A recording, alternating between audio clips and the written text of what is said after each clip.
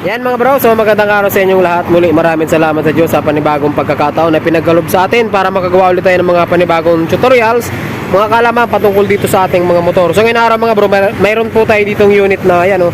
Ano pangalan kanya? Tricycle. Yan, shoutout sa ating tropa, bagong gupit oh. Pangalan, CDI Janik, Jaling, Jiling, Jailing, Jialing. Yan mga bro, Jialing. Ito kasi mga bro, ang unit na ito, wala po siya lahat. Umaandar lang siya, walang harness, walang ilaw, walang susian, walang ignition, walang signal light. As in, wala po talaga lahat. Yan yung ikakabit natin. Kasi dinala dito, meron naman mga pangkabit dyan, meron battery. Ang problema mga bro, magre-repair pa tayo ng harness. Yan, okay? So, syempre mga bro, bago po natin umpisahan yung mga bago pa lang dito sa ating channel, huwag niyo pong kalimutan mag-subscribe para po lagi kang updated tuwing mag-upload po tayo ng mga panibagong videos. Okay?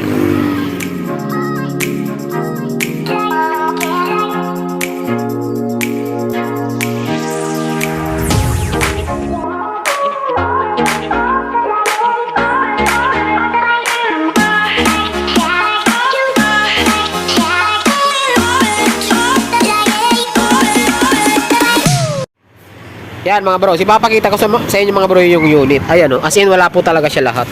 Ayan. Tapos isa pa pala mga bro, bago natin ayusin yung mga panlabas nito, tatanggalin ko muna yung mga tagas. So top overhaul natin yan mga bro, kakalasin natin yung head. Ayan. So hindi na rin ako gagawa dyan mga bro kasi meron kasi tayo mga bro ng mga video dyan. Ano? Sa Rossi, sa Motorstar, meron po tayo mga video dyan. So pare-parehas lang. Kaya ayun lang. Yun na lang yung panoorin nyo mga bro, search nyo na lang or ilalagay ko yung link sa description para mapanood nyo siya. Ayan, so maganda pa naman ang itsura nya. So may prangkisa kasi ito mga bro. Ayan, kaya ayusin natin. Ito yung mga pampalit natin oh.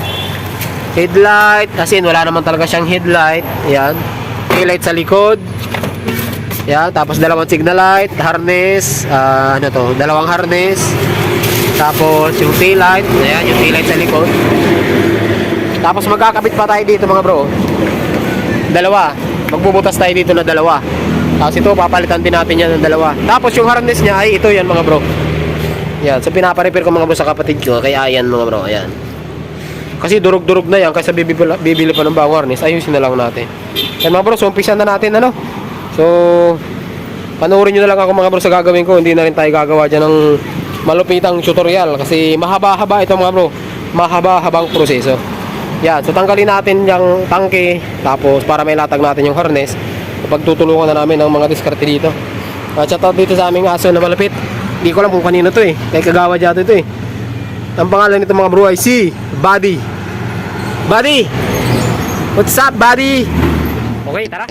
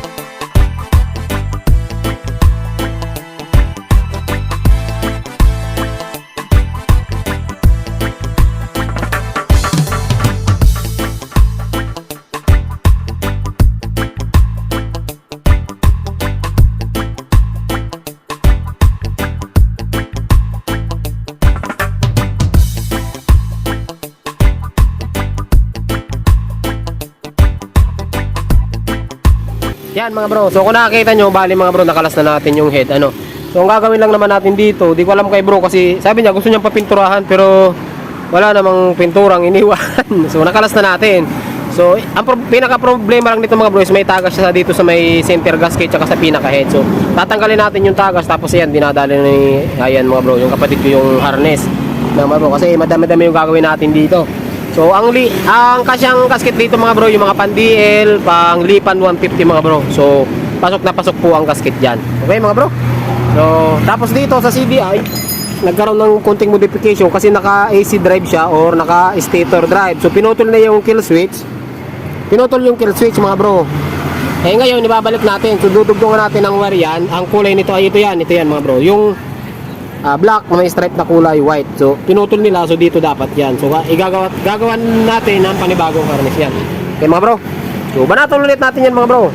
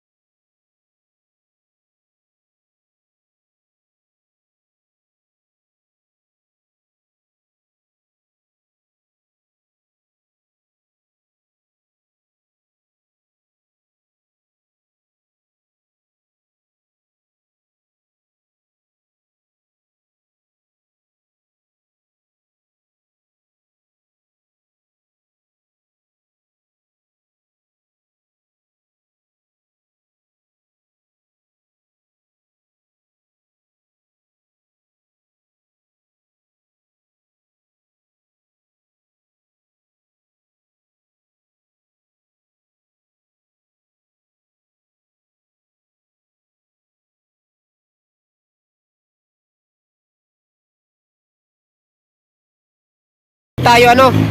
So ayan, tapos na natin mga bro. Buuin yung makina. Ayan, medyo malinis na yan. So tune up natin mga bro. Ginawa ko 8-8 ano, medyo hindi siya ganun katahimik, pero sa mga tricycle mga bro, mas maganda malwan yung laro ng ano nyo, ng barbula at saka ng rocker arm mga bro, para hindi siya matukod ano mga bro, lalo na naka-dome type yung piston nito, naka-dome. Nakita nyo naman kanina, nakaumbok. Kasi yung piston natin mga bro, maraming klase po yan ano. May mga ano yan, may mga kanya-kanyang pangalan. At depende sa function ng motor, minsan sa mga rides, sa mga riders, sa mga mahilig mga rirayo, nagdo-dome type siya. Ayan, so yung harness, kunti na lang din ito. Bago natin i-pull ano yan, pull hinang tsaka pull cover, so susukatan muna natin. Tapos mga bro, bukas na natin ipagpapatuloy po yan ano, kasi ayun, hapon na, hindi na tayo makakagawa kasi kulang pa rin naman ang ganito. Kulang pa ang parts nito. Ayan, so shoutout sa ating tropa dito. Okay mga bro, so nandito lang yung video natin mga bro. Abangan nyo yung part 2 ng video natin. So bukas na natin ipagpapatuloy po yan. Kasi kukulangin tayo ng oras kasi napakadaming ikakabit dyan sa likod. Okay mga bro, so siguro hanggang dito lang yung video natin. Abangan nyo na lang yung update natin ito bukas. So hanggang dito lang, magandang araw sa inyong lahat at ride safe mga bro.